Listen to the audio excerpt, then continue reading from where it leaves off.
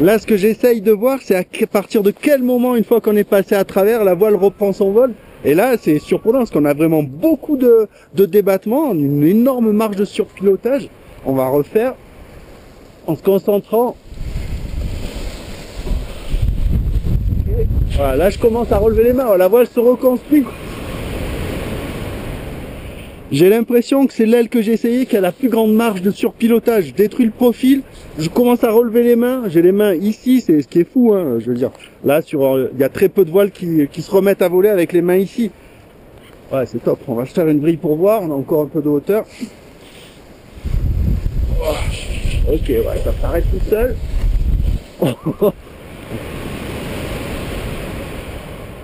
Bon, là, on est vraiment sur un comportement très sage. Il faudra que je vérifie sur le rapport d'homologue où est-ce qu'elle a pris des baies. On va faire une fermeture. Voilà. Bon. On se fait juste un peu bouger parce que la voile réouvre d'elle-même toute seule, tout de suite. Voilà. Allez, on va faire un peu de spirale. On a du débattement, il y a de la maniabilité. Voilà, ça se stabilise, il va falloir que j'insiste lourdement. Voilà, j'ai vraiment les mains sous les maillons. C'est progressif. Ok, ça y va. Ok. Ça ressort d'elle-même. Prendre la traînée. Oh là là. En fait, c'est quand on a l'habitude d'essayer des voiles différentes. Là, on se retrouve avec une voile qui a un profil sur l'envergure qui est assez original, on va dire, et avec des bouts d'ailes que je trouve magnifiques. Quand on voit la voile de l'extérieur, on se rend compte que la voûte est très marquée avec des bouts d'ailes qui ressortent un peu et un cône de suspentage assez court.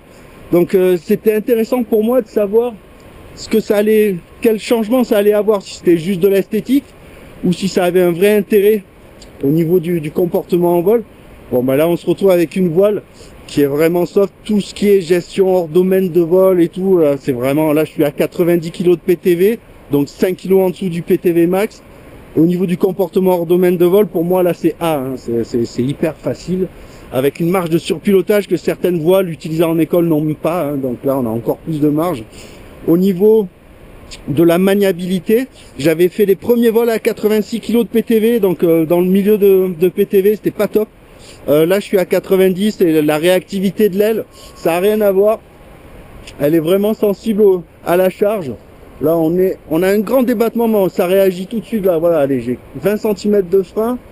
On peut modérer, ouais, ça accélère, nickel. Dès que je relève un peu, ça ralentit tranquillement. Hop, j'en remets, ça repart. Bon, là c'est ce qu'on appelle une maniabilité top. Donc c'est parfait. Eh ben les gars, ils ont été bons.